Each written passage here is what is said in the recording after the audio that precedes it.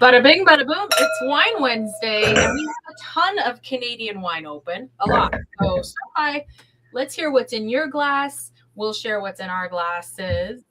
And let's have a little fun. Carl Boucher, how are you? Happy Wine Wednesday, Mira Boucher. Happy Wine Wednesday, Canadian wine lovers. All of you guys across the country. This is time to lay back, to sit back, relax, crack a nice bottle of Canadian wines, and let's enjoy. We have what? Three, six, eight wines all open here and ready to be enjoyed. Just like Mira said, I want to know it's in your glass. If you join us, I want to know where you're coming from. And let's start the show by talking about Chardonnay. Yay, yay, yay. And also, we want to talk about Prince Edward County. We will talk about Chardonnay, and we also want to talk about Montepulciano. Yes, yes, yes, Montepulciano. We don't for people who don't know, there's one producer in the country, our beloved Sal D'Angelo, our friend on the Naramata Bench, who has planted a little, I think it's two small block of 1.5 acres of Montepulciano. So we're going to talk about that because we were there chatting with him a couple of days ago. And yeah, about you, Mira, how the heck are you doing? Good, good. I do want to know what is in all these glasses. I mean, for you, because I know you like your red, so I got you two reds. We ran out of glassware here. I don't know what happened. So, sorry.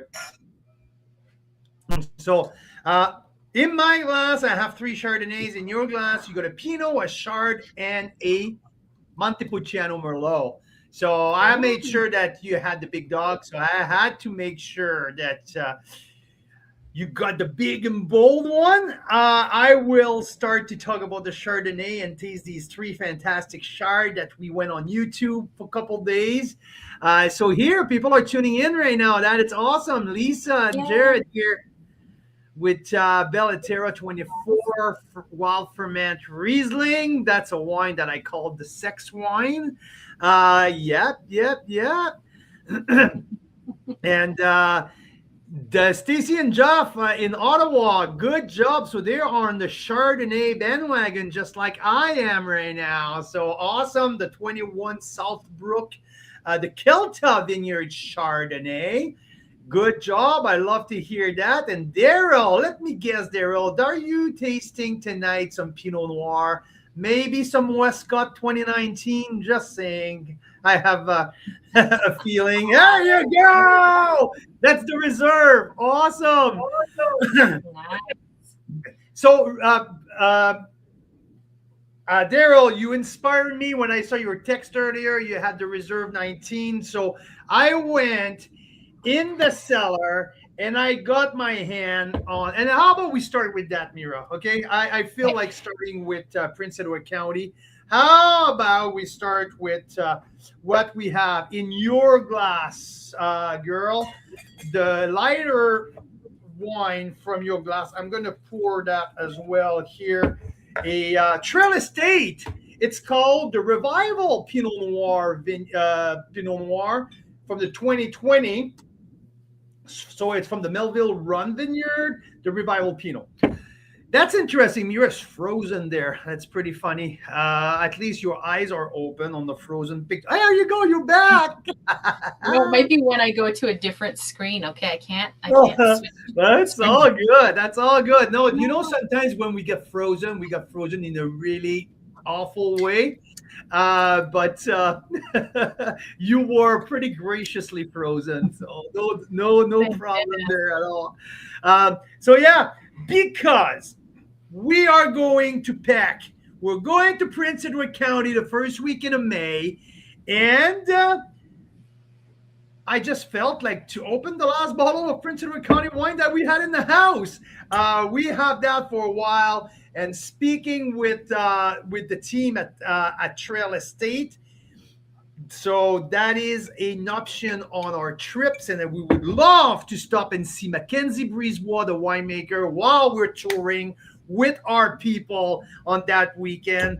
And this is a pretty special wine. Holy smokes. Wine the Lion gave it a 94 points. Also, Rick Van Sickle gave it a 94 points. I rated it 93 on our YouTube daily earlier today.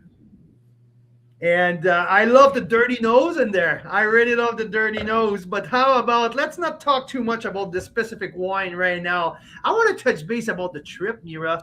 How about, how do you feel about that? You excited? Yeah, so in a month time, we will be in Prince Edward County near Ottawa, between Ottawa and Toronto, if you've never been to Peck, Prince Edward County.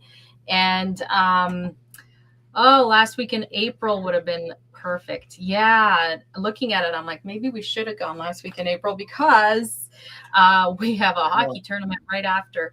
But it's that first weekend of May that we're there. Unfortunately, we'll miss you this time, Daryl, but I'm sure we'll be back. And we are going to do a Friday evening welcome barbecue. We are going to do a full day of touring on the Saturday, including like lunch and dinner. And then on the Sunday, it's a more casual day of touring.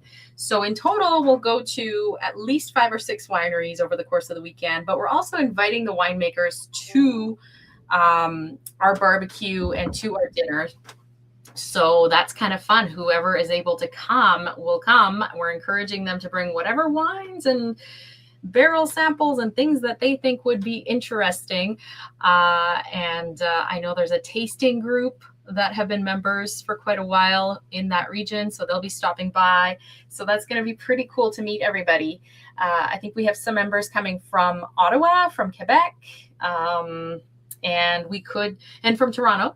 And we could do a couple of more couples. So I think it's great to talk about this because if you're hearing this and you think, oh, wow, Peck is not that far from me. Maybe I can go to this. It's in a month. We would love to have you. We have a little Canadian wine mansion going on because we discovered it's a lot more fun to rent an Airbnb altogether than to all get separate hotels. And that way people can bring things from their cellar and trade and exchange different glasses to taste. So it's pretty fun. That's what we're up to. Hey, Carl? Yes, absolutely. That's why you're explaining it so well. So that's why I wanted that's a good point, Daryl. We should definitely do a live stream from the welcome barbecue or something like that. I think so. There's going to be a few of them. I think we should do a live stream, at least a quick one at each winery, a quick 2-3 minutes with the winemaker to welcome everyone, to keep people part of our trip if they can come. But Keith Thayer at Clausen Chase is going to be the pièce de résistance of the whole Saturday touring, because the guy is an absolute freaking legend and is so much fun to be tasting with. So we're going to spend time with Keith at Clausen Chase, reaching out and talking with the team at Trail Estate, with Mackenzie. Mackenzie's not going to be there, but Alex Sproul, which is their general manager, is going to be part of our fun time at Trail Estate. And also Rose Hall Run and Carlo are on our list, and there's I was talking with other people. Maybe Grange of Prince Edward County should be there as well for food, and so there's a lot of options and there's some pretty fun stuff that we're going to do there. What I'm looking for the most, Mira, though, yes, meeting the winemakers and all that, but I think to me it's the wine mansions parties. I think at the wine mansion, the party that we have there. I don't think I want to say party in case our host is listening, but yeah, when we're all staying, 8 couples together in, or it'll be 6 couples in one house. It's pretty fun. Couples that love wine, right? Love Canadian wine, so it's going to be pretty epic.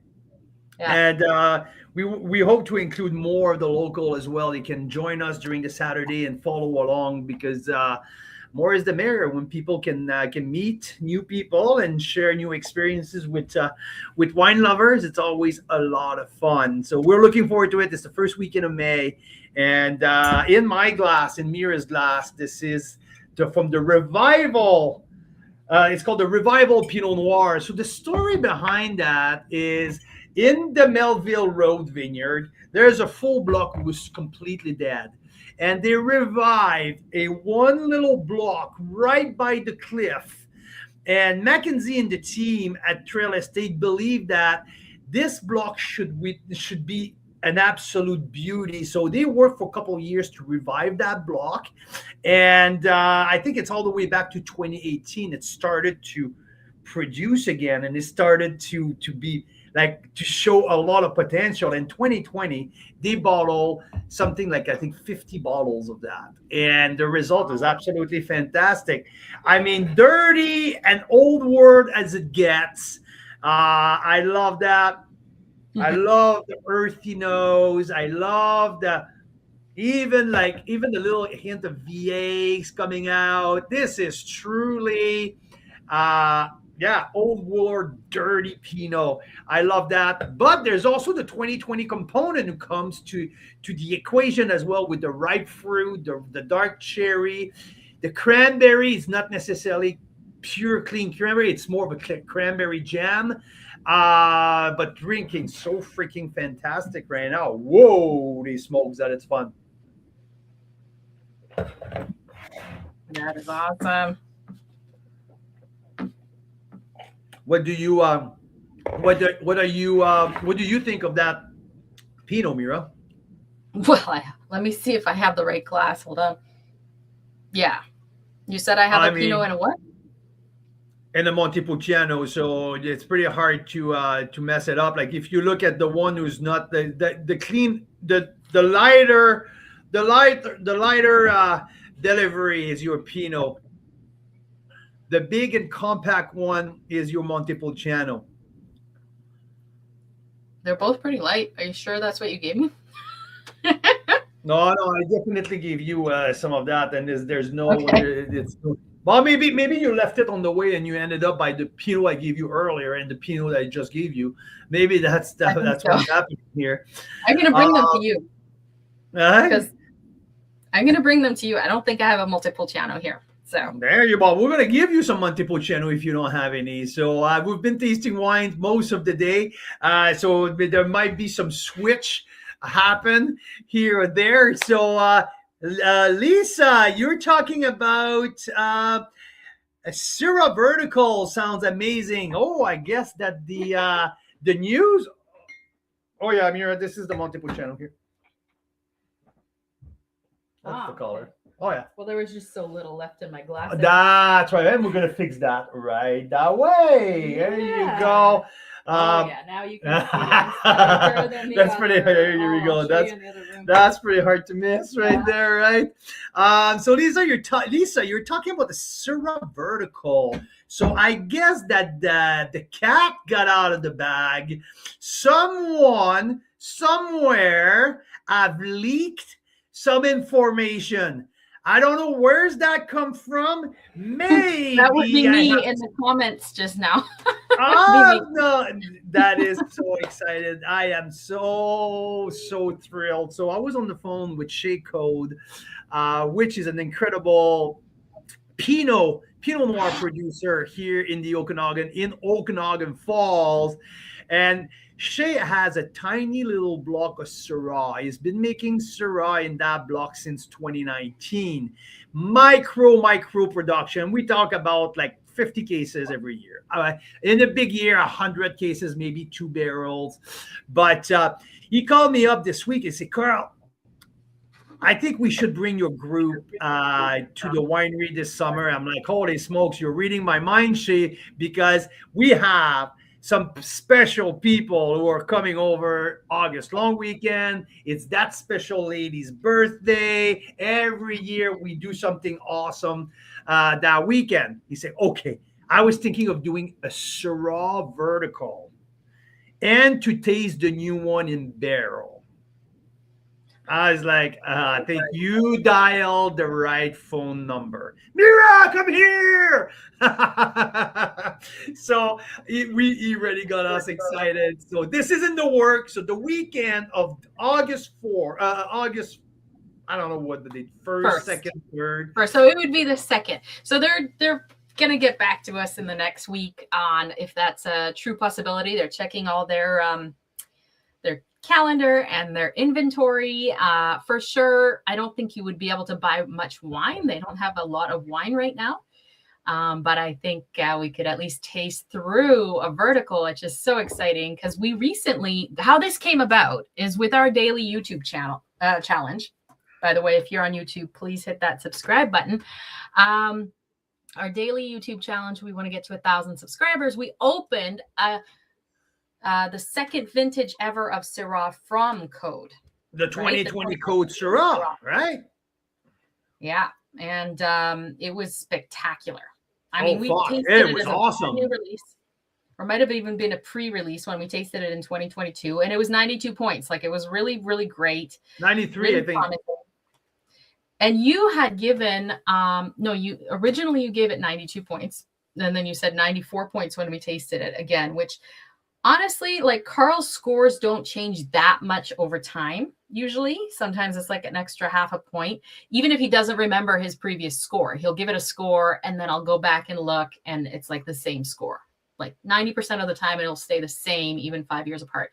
With this, it was 92 and 94. So this wine really aged well.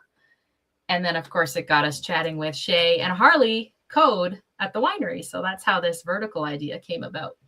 Yeah, and there's also another cool about the YouTube video about the Dickinson Vineyard 2016, right? With the Hillside. So we tasted on the YouTube channel that Hillside 2016 Dickinson, and the winemaker, Cathy Malone, got a call from Vermont in the U.S. that her brother-in-law's sister listen to the YouTube channel, and you're like, oh, I know that winery. This is Cathy, the like siblings of the sibling. Anyway, called up at the winery, say, hey, we heard about that wine. Cathy called us, say, hey, how about we do another feature? So yes, Hillside, some awesome wine from Hillside are gonna come your way, guys, in at the end of in the middle of June. But yeah, pretty fun doing these little YouTube spot. And yeah, that Syrah that we taste from Shay is leading up to a Syrah vertical during that weekend. It's going to be a lot of fun. So we're going to do Nermata Bench for a full Saturday, and on the Sunday we're going to go do the I think so Friday Nermata Bench or Saturday. Anyway, so Saturday is the Nermata Bench. The only thing we were thinking of for the Friday night is to have the finale of a varietal marathon. So I think, for everyone's sake, rather than going live for 8 full hours on YouTube and opening like 100+ bottles in one day, and interviewing like 8 winemakers in one day live, it's kind of epic. It's kind of amazing. But we could also do that over the course of like a week, or 2 weeks or a week, where every night it's like a different region with one varietal, maybe different themes. Like one night we taste all the let's call it Chardonnays, all the Chardonnays under $30 or under $20, right? And then another night it's like all the ultra premium ones, and then another night it's like all the ones from Prince Edward County, right? So just could be kind of fun way to do it. And then we could have all those bottles available for the members coming on August 1st and 2nd. So there you go. That will be a So that August weekend will be awesome. Prince Nermata Bench and Okanagan Falls, going to be 2 days, and lots of time at the Bouchers at the Carl's Wine Club HQ. And really soon coming up, the Prince Edward County trip. So reach out if you want to be part of it, because it's going to be a ton of fun. Speaking about Prince Edward County, when I mention Prince Edward County, it always make me think of Chardonnay. Always. I don't know why. Chardonnay comes up to my mind. And I remember that crazy 116 Chardonnay marathon. That year, we had Trail Estate, Chardonnay du Nord, Chardonnay du Sud. We had Rose Hall Run, Cindy's Vineyard. We had the Clausen Cheese. We had these big dogs from Prince Edward County. Right, and that's where that week that Chardonnay marathon, I think it was 2023, maybe, I don't know. The big one was 24. 24, correct. 24. The year of the heart attack. There you go. Yes. But Carl had a heart attack that yeah, year. so when I Prince Edward County, I always think about Chardonnay because I think they do it so well. So I have 3 Chardonnays in front of me, none from Prince Edward County, but we're going to talk about these. I want to say, if you're a fan of Chardonnays, join us that weekend of May if you can, because I believe that we're going to have a Chardonnay autumn, a Chardonnay fiesta, a Chardonnay orgy, or call it whatever you want. It should be Chardonnay all weekend. So yeah, that's gonna be awesome. Yeah, let's back with what we have in front of us. I think. Do you have anything to add about Prince Edward County, or do we want to move on? No, only that if you want to go, we will need to know in the next day or two, because I think we're going to send one more email and then close it off because we're making all the detailed plans now. So that's all. That's all. That's all. So that's going to be a ton of fun, because first and foremost, we're going to be touring with Jeff and Stacey, which is freaking awesome. They are awesome. And there's going to be other. We have 2 couples, one coming from Quebec, Charles and his wife, and one coming from, well, it's not a couple, but a couple of friends coming from Toronto. And we've never met them before, so that will be exciting, but they've been in the club for quite a while. And then who else is joining us in Peck? I believe there's 1 or 2 more couples, but they're escaping my mind at the moment. So yeah, more sort of newer members that we haven't met, which is exciting. And then for the August weekend, it's shaping up to be awesome. Lisa and Jared, Stacey and Jeff will be here, and Jeanette and Danny from Vancouver. And then we're going to do on the Labor Day long weekend, the South Okanagan. Yep. Absolutely. Nice big bold wines. If you like bolder style, that is the place to be. So there's lots of exciting things coming up.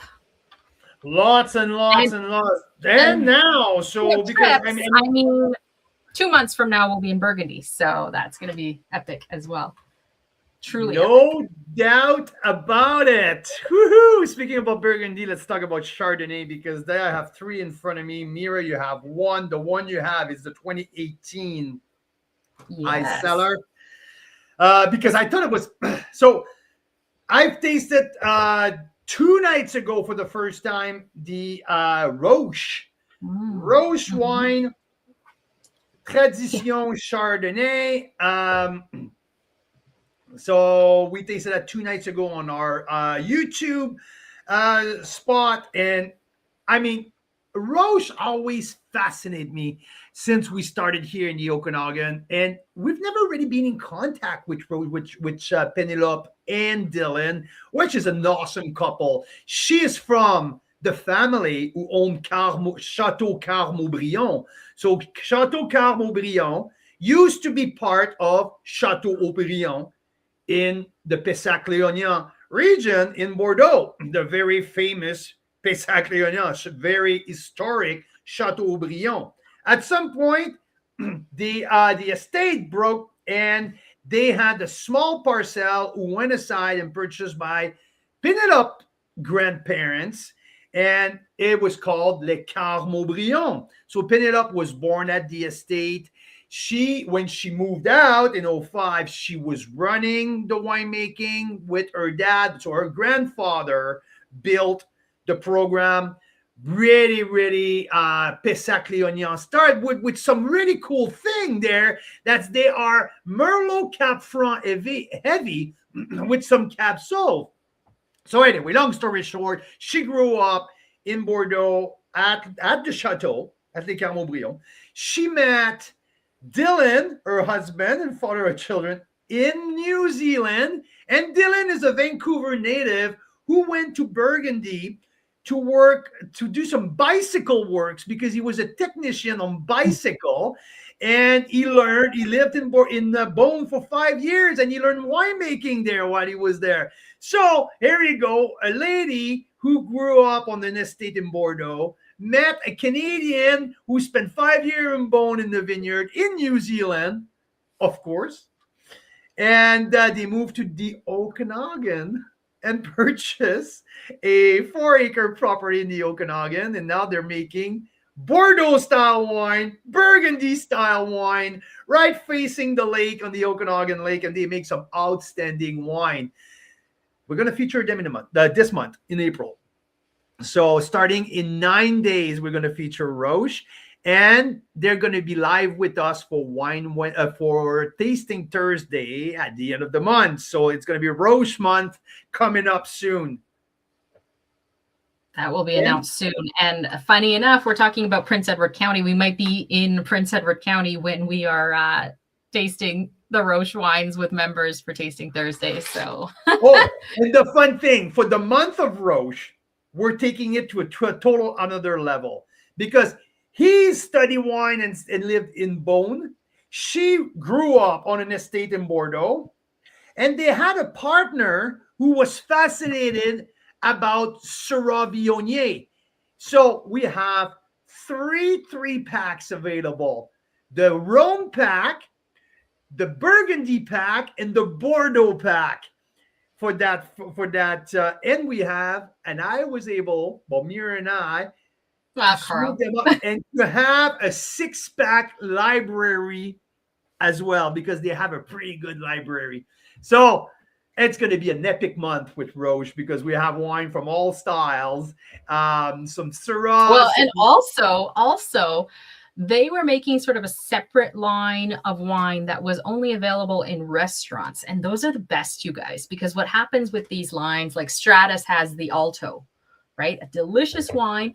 And what ends up happening is you get way more than what you pay for those wines because they're meant for restaurants. So what they do is they pack them with great barrels, like really good wine, because they want it to be on the wine list in certain restaurants. Wow, that's affordable. It's a great value. And then they come to the winery or they order from the winery. Well, we might have gotten access to that restaurant line, which is going to be, it's got a whole story behind it. And it's changing and stuff, but yeah, that will be exciting. It's going to be a great feature. Oh yeah. And I can't wait. I think tomorrow I'm going to get the list of the reserve wine that they are going to make available. But just to have these three, right? Like the Rhone with the Syrah and the Viognier, and the Roussanne Marsanne Viognier as well. 2 vintages of Syrah, and the Burgundy, Pinot Noir, and Chardonnay, which grows so well on the Neuromatic bench, and the Bordeaux inspired wine. So that's going to be a lot of fun. So speaking of that, the Chardonnay, I don't have it in your glass, Mira, but if you're craving a Neuromatic bench Chardonnay, come on here. So you said really what's cool. In my glass? In your glass, you have the 18. Oh, maybe there's something floating. Oh well, extra protein. In my glass is what? It's an 18 ice cellar. Because when I taste a Chard, I like to have other Chards around, and we're going to feature ice cellar during the month as well, right? Is it ice cellar during the month? No, it's next month. Ice cellar or ice cellars is later this month in April. Yes, you're right. And Painted Rock next month, right? Yes. Okay. But ice cellar coming up later this month, and we have 2 Chardonnays from ice cellar to taste, and it's the 18 and the 17. So. Yes, Black Bank Hill. I got your text, Daryl. So Black Bank Hill will be post Burgundy. We're sold out until July 1st. Now we're booking for summer, and so yes, Black Bank Hill will be on the roster. I'm hoping to have Black Bank Hill in September. When things cool off a bit, in a sense that for a reason, first, because they're going to be releasing some Syrahs. We're going to have some bigger, bolder wine. So I'm thinking of period of the year ideal for Black Bank Hill. I have many conversations with Taylor in the last couple of days, especially about your VO and Chardonnay, Daryl. It's coming. And but yeah, that's for Black Bank Hill. Iceller, when I opened the box a couple of weeks ago when it arrived, I saw all of those 17s and 16s and 19. I was like, holy shit, that's going to be a lot of fun. And I look at the Chardonnays, 17 and 18.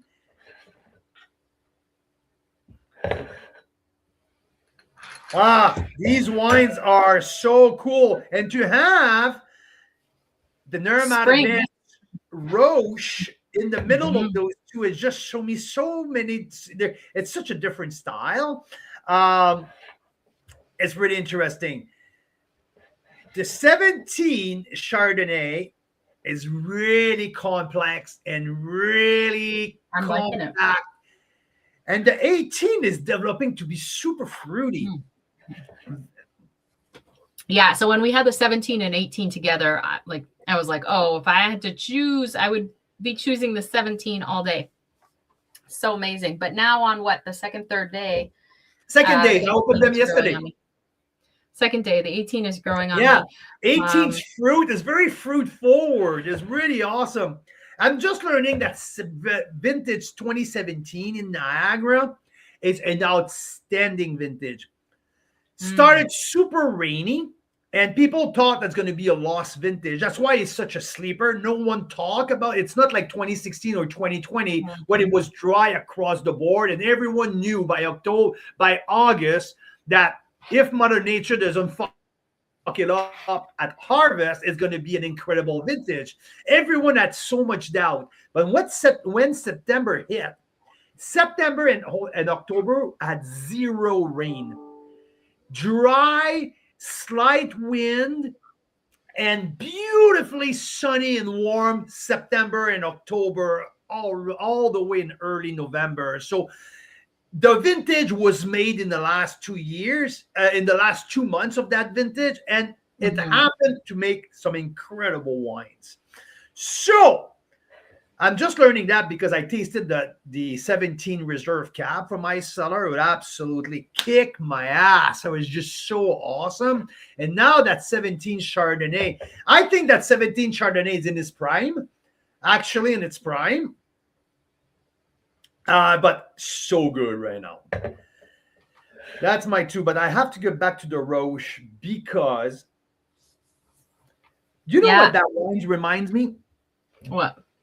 The Roche Chardonnay reminds me the Meyer tribute series. The Meyer, there's one of the Meyer that we really like on the tribute series. It's the I can't remember which one it is. Too bad I have a blank. But it really reminds me that it's one of my favorite wines from Meyer, which is one of the best producer of Chardonnay and Pinot Noir here in the Okanagan. And when I tasted it, I'm like, holy smokes, it reminds me that tribute wine from Meyer Estate, Meyer family. So anyway, I really love that. Like, I love the texture. I love the acid. I like the orchard and a little bit of tropical, but not overly. The oak is just perfect. I'm going to get more technical data on this wine. But just before we left, when we met with Penelope and Dylan on Monday, she said, Carl, hey, wait a minute. What do you like? I said, well, Chardonnay. She said, take this. And so that's why we have a little preview here of what they're doing. And this Chardonnay gets me even more excited about Roche because it's really freaking good.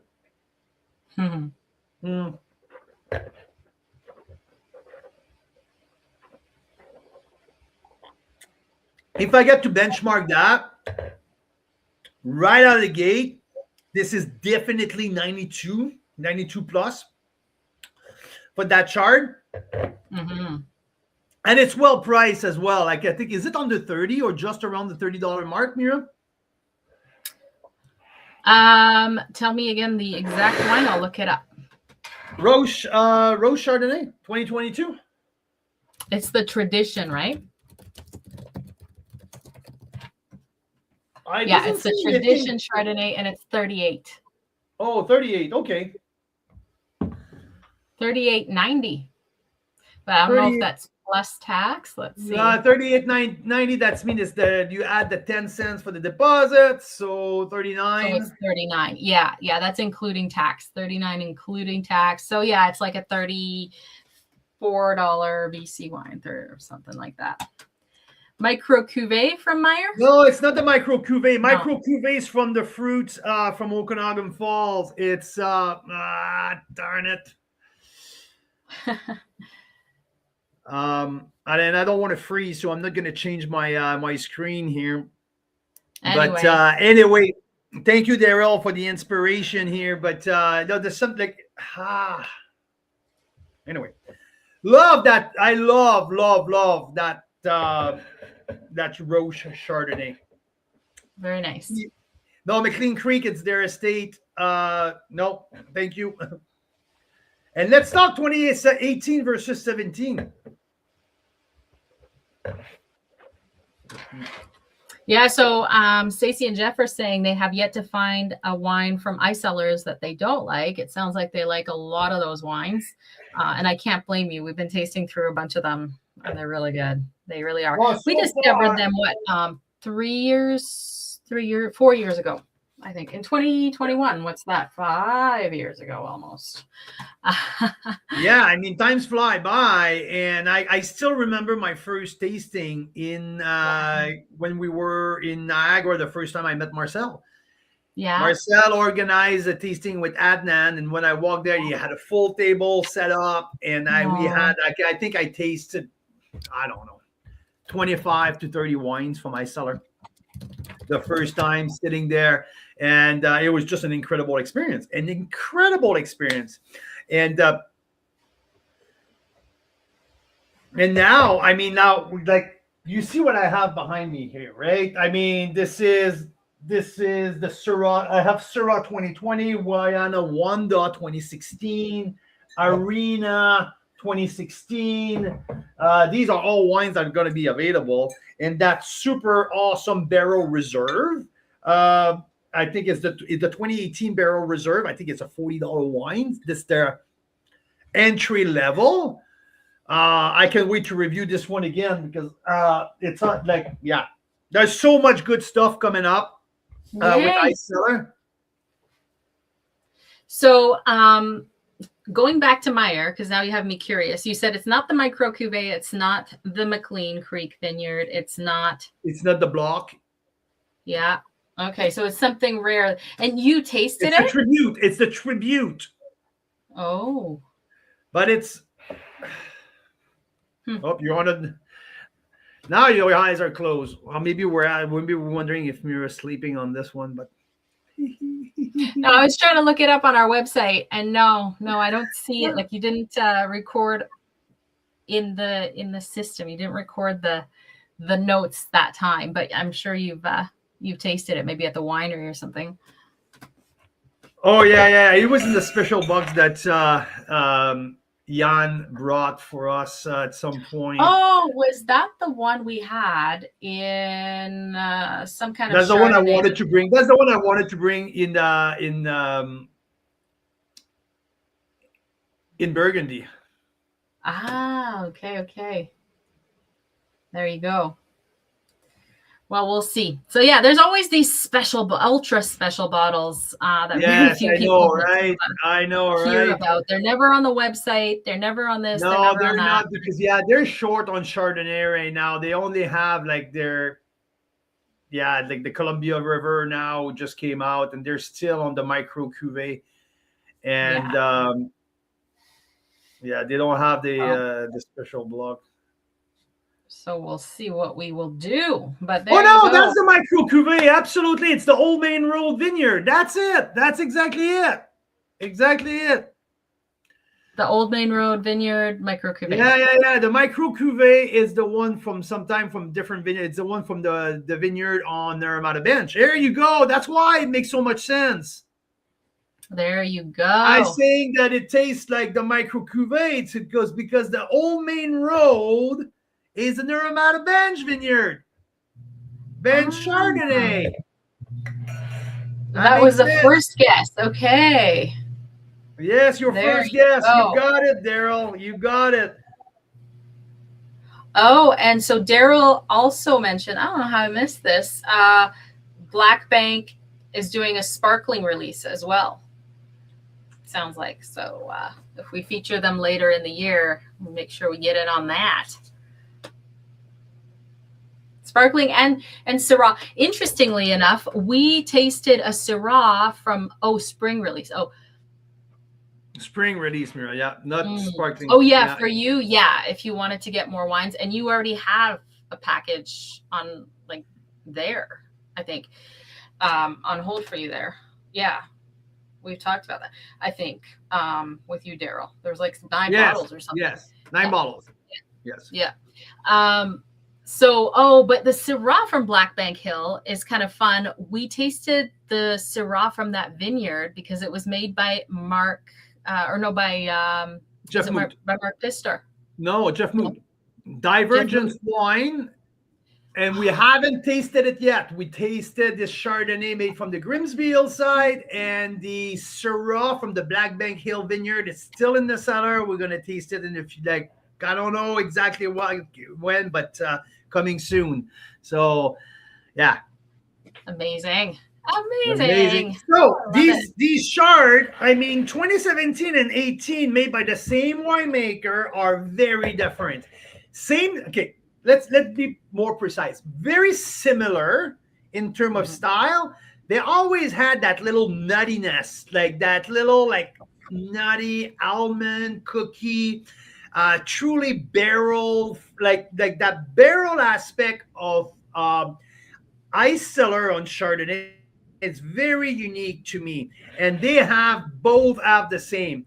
Now, the fruit is much softer on the 2018, a little bit more like peachy, tangerine, and sweet lemon, I would say, right into that like almond cookie type of flavors for the 18, and 17 has much more structure.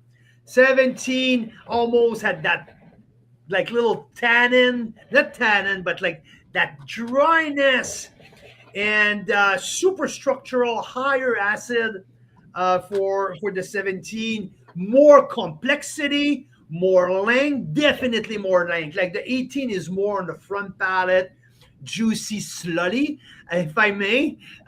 It's a little bit more like a slut Chardonnay. And the 2017 is much more like the longevity, the seriousness, the complexity. So yeah, I think right now I'm leaning towards 92 plus for the 17, 91, 92 for I don't know. I think I got, because with ice cellar, I'm back to I'm afraid to score them all high, and people will say, "Oh, look at you! You give away points like if it's cookies." I'm like, but the reality is, Carl, and we made this conscious decision, is like we are featuring less wineries because we're only bringing you the ones that we think are the most exciting for whatever reason, right? Like in some cases, like Mary Nissen, they had an amazing value. As well as some special, collector style bottles.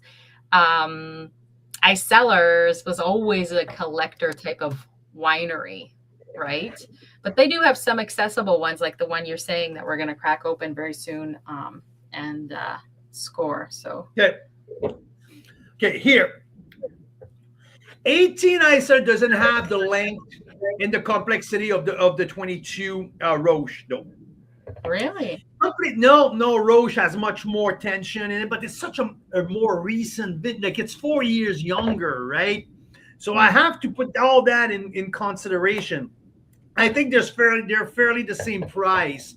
So if I give 92 plus, at least 92 plus for the Roche, fuck, it's good. Oh. So I'm probably at 91 plus 92 for the 18. Now the 17, it's a different beast. The 17 is really complex, which I really like. I'm seeing like comments from places that I don't know. Facebook is not sharing with me. What do we got here? Yeah. The burst of white pepper at the end on that 17 just explode on the back end. It's like back-loaded when the 18 is still front-loaded of fruit, like more basic in terms of length and complexity, but really slutty on the fruit on the front part.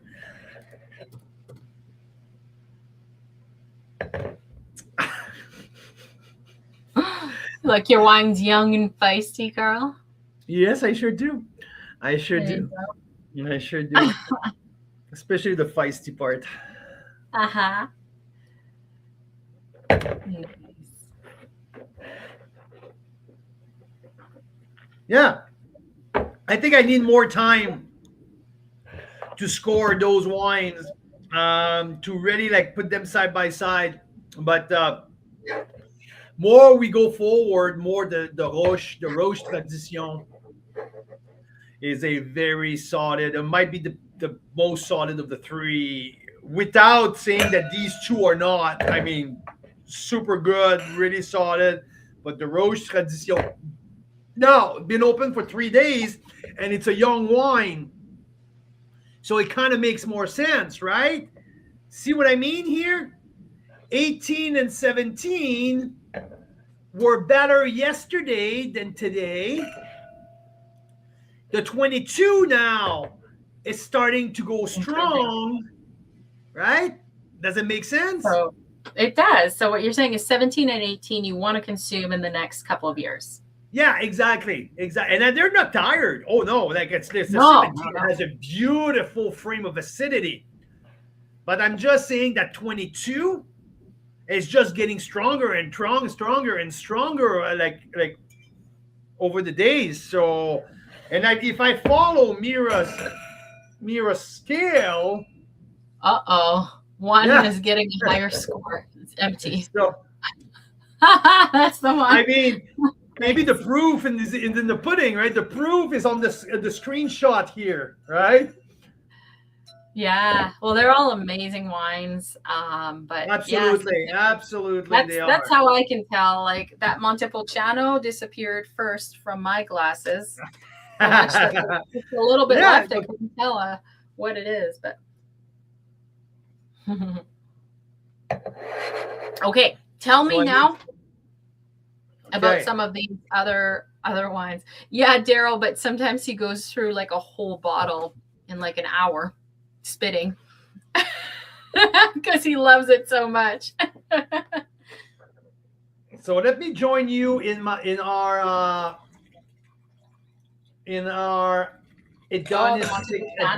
hedonistic adventure. So it's a Montepulciano Merlot. Yep. Estate Merlot from the Naramata bench, which we prompt up multiple times. We've been mentioning over and over again that it's maybe the best hidden secret of the Okanagan is the quality of Merlot on the Naramata bench. We all know that the Syrah from the South Okanagan is outstanding, right? I've been talking for years for the Chardonnay and Pinot Noir of Okanagan Falls, right? Check. But we're not talking enough about the quality of Merlot on the Naramata bench. And we had on our chat here, the Tasting Thursday chat, that quick, we mentioned that a few times last week, and I was mentioning, right? Remember, Tightrope Merlot, fantastic. Moraine Merlot, fantastic. Obviously, the Silva Merlot, outstanding. Hillside Merlot, kicks ass. Upper Bench Merlot, kicks ass. So these are all great example, and we know that D'Angelo has planted back in 05 or 05 was his first vintage. Anyway, in around these years between 2000 and 2005, all of the Bordeaux varietals on the Naramata bench, and he has all of he has Merlot, Cap Franc, Cap Sauv, Petit Verdot, Tempranillo, and he planted in 2018 Montepulciano. So now having his Merlot blended with the Montepulciano is such an incredible. I love the thought of Sal because he was thinking the Montepulciano is so tight and so tannic that he needed something to smooth it up a bit. So he did 50-50 Montepulciano Merlot. And woohoo, this is absolutely outstanding. Oh, the nose is coming out right now. Ho, ho, ho, ho, ho. Wow, the fruit is coming out. The dark fruit now is just jumping out of the glass. Mm-hmm. This wine was good when we did the live, the YouTube blog. But now, yeah, absolutely. That's why I was worried when you rated it just on a pop and pour, 93 points. I was like, I bet that's going to improve. I'm still waiting for the extra length, but the first 70% from the front palate, mid palate, developing right now, that's awesome. I mean, this wine's just going to expand over the years. This wine, it's not it's fun to drink now. It's fucking fun to drink now. I love that. I love the richness. I love the creaminess, the silkiness. Wow. But this is so much fun. Holy smokes. I mean, I can't wait to taste this. Okay. And I think Mira and I always get really excited when we have a sticky, like a little sticky label on the bottle, right? This is, I don't know if you guys can see. It says 21 Monte. Handwritten by Sal. He gave that to us when we were there this week. And he said, be careful. This is a big boy. So 100%, the first ever 100% Montepulciano red, because we tasted the Montepulciano Rosé. They're in a couple vintages now, and but the first red now, so 100% estate. It's fun. Yeah. Are we featuring them soon? Question. Not. I mean, you can do a special request, but probably not till the summer or early fall. So nothing's set in stone yet. Stephanie, to be honest, there's a few till next week, and then we'll find out more. I would love to feature them in the summer because of the rosé. The Montepulciano Rosé. If you were at the first ever Pan Canadian at Bellaterra, we had that as a welcome pour, and it turned a lot of heads. People were like, holy shit, what is that, right? So that was the first ever Montepulciano Rosé. Now, if we're going to have a bunch of red, because Sal makes some big reds. His red, we have a box of like 6 different vintages of Sette Copa. Yeah. So these are big ass reds. And he gave you 2 bottles that are like not labeled. He just hand wrote something on them. What were those? I think that's is it the Sette Copa Appassimento? Yeah, I think one of them is. You're making a big wine ultra big.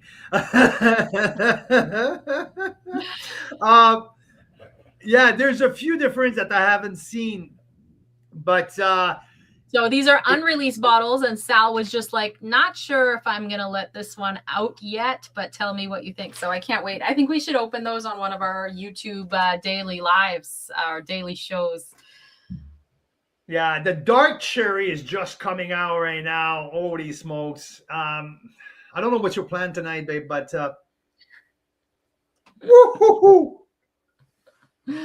Yes, Daryl likes the big reds. I know.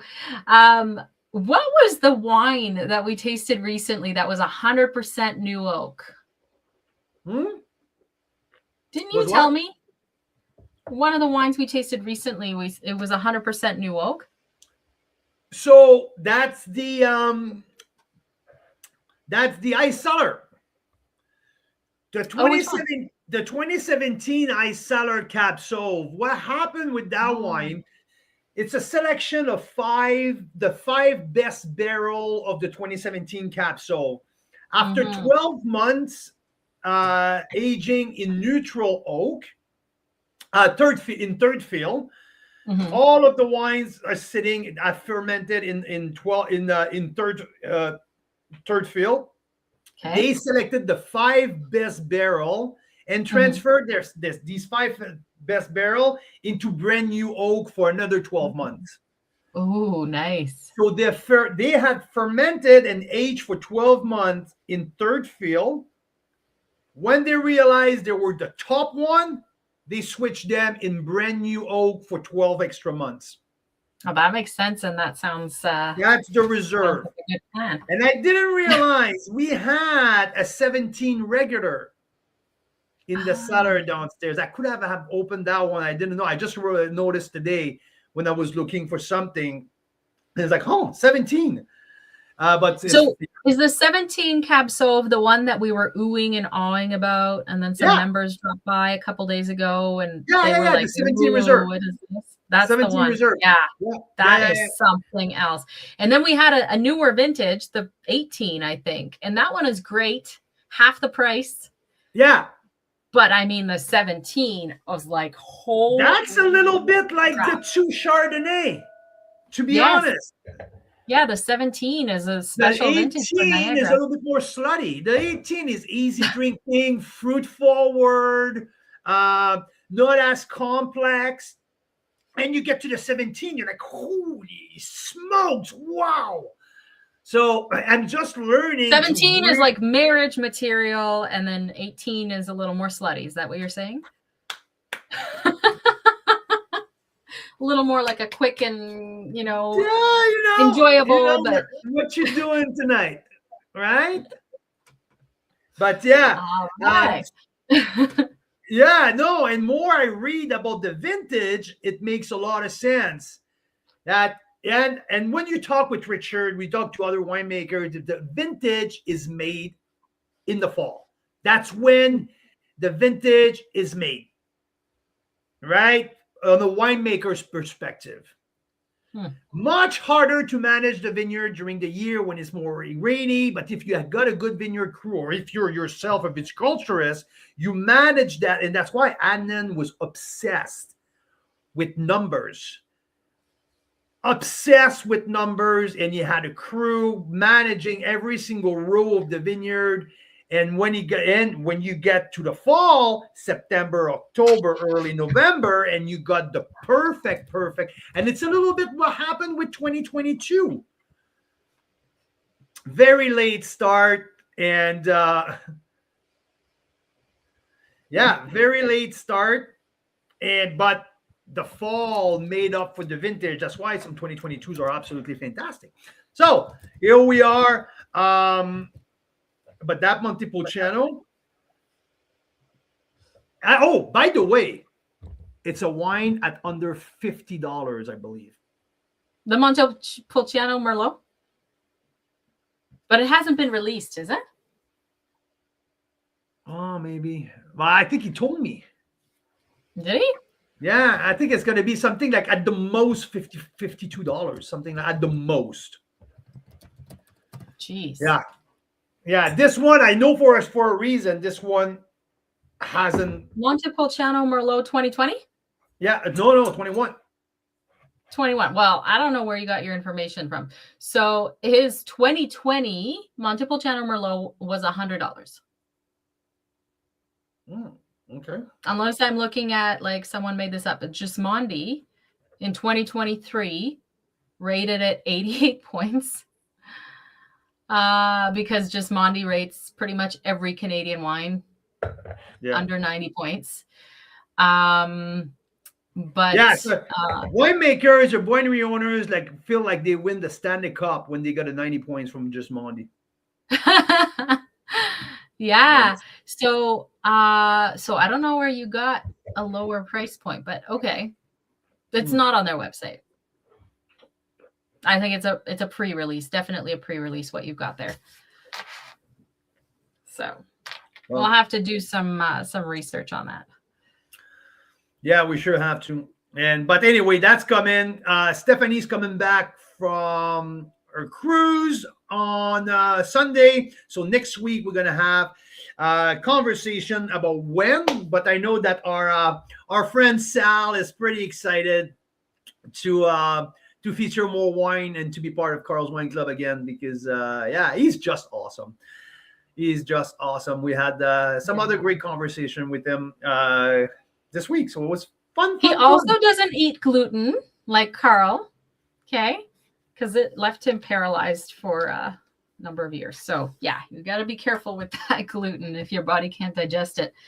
Oh, nice to meet you. Well, LV the kid, welcome, LV the kid. We appreciate you being here. Welcome to a Canadian wine show. So we make water class wine here. So yeah. Also subscribe on YouTube. Yes, we're trying to grow on YouTube. That's gonna be fun. Well, my spit cup is completely full. Has no more room for one more drop, so I can't taste anymore. And yeah, right? So that was the 3 Chardonnay, 1 Montepulciano Merlot. But what we didn't do is we didn't talk about Dobbin. Oh, we didn't talk about Dobbin. Which many of you have already had because we met with Peter Gamble last Thursday, who's a winemaker. We met with Dave Brennan, who is the winemaker as well with Peter. And this is a new Niagara winery that we've been following since they opened, since even before they opened, before they had a tasting room. Yeah.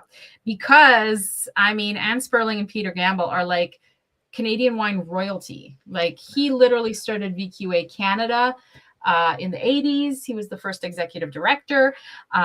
She has run wineries. She had her own winery in the Okanagan. She's like an award-winning, internationally known organic viticulturist. And the two of them have opened some of the best wineries in the country, like Benjamin Bridge. Question for you, Mira. Who's the consultant winemaker at Ice Cellar? Peter Gamble. Peter Gamble. And yeah, so a lot of the wineries that we feature that have been like club favorites, they have Peter and Anne somehow working in the background, sometimes just as consultants at the beginning, sometimes as ongoing help to the main winemaker to make like really good decisions in the vineyard, really good decisions. That's something I didn't know, that Peter has been behind the winemaking at Ice Cellar the whole time. Sorry, what's that? Peter has been involved with the winemaking at Ice Cellar the whole time. Oh, wow. Yeah, that's true. Yeah. So, yeah. That's cool. Yeah. So, I mean, with Dobbin, we have been blown away. We're going to share more over a few emails later this week, what we learned last week. One of the things that surprised me the most about Dobbin is we know them for their Chardonnay. We know them for the Cabernet blend. We were really excited for the Pinot Noir because we got to taste it in barrel last summer with you guys at the winery. And now we got to taste the finished product. We were really excited about the sparkling, and it was like totally lived up to its expectations because Peter Gamble also started Benjamin Bridge. They make the best sparkling in Canada, in my opinion. And we were excited about all those things. And the surprising thing was that the absolute standout from last Thursday, I think, was the Riesling. Oh, I mean, their Rieslings are over the top complex. I mean, this is not that simple little Riesling, $22 Riesling. No, yes, they are out there. They are up there in terms of price point. They are super premium. But what they're putting in the bottle, it is so freaking worth it. I mean, the quality of these Riesling are absolutely off the chart. And once again, we managed a little bit of a magic with Keith Dyer to get some mini vertical when we were live. We pulled another rabbit out of our ass while, oh no, I think it's out of your hat, Carl. And the hat. Ah, shit. That right after the call, I texting with Nathan, and we managed to get a box of 6 Rieslings, 2 mini vertical, 19, 20, 21 of the black cap and the white cap. Okay, there's only $6. There's only 1 left. So 5 got a home, and there's 1 left. And I think, Mira, we're planning to send that last email tomorrow about that box, right? Yeah. I know, right? I love it. Ah, why not?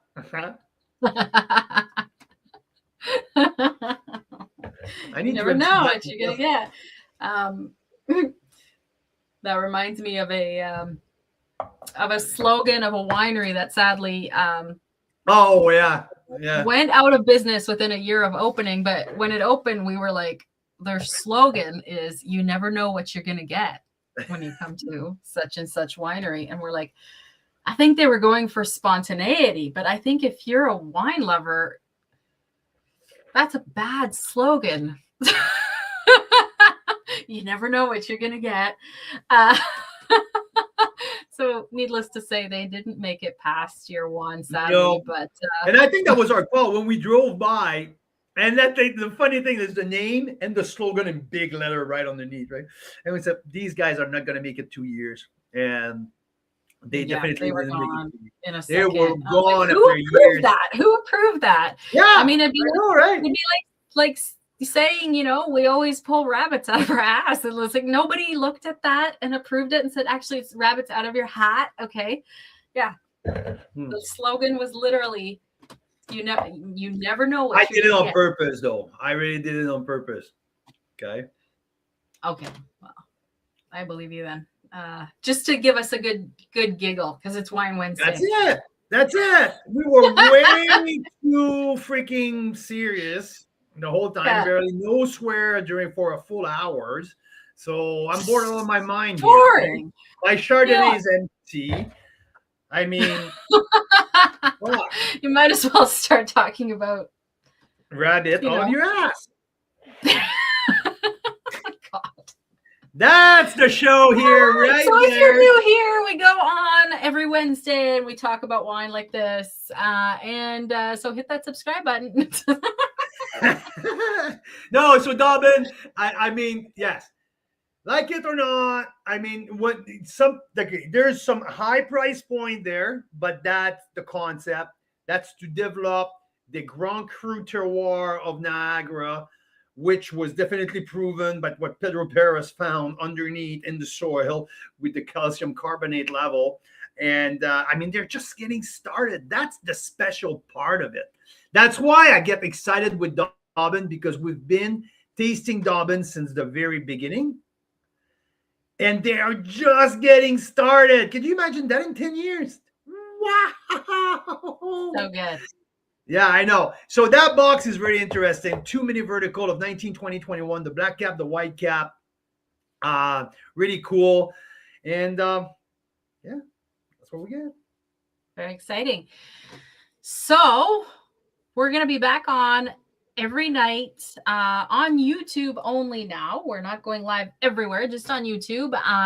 And we're not actually live for the next few nights on YouTube. We will just be posting Carl's review. So tomorrow night is the full review of the Montepulciano Merlot, which you guys have heard a lot about tonight.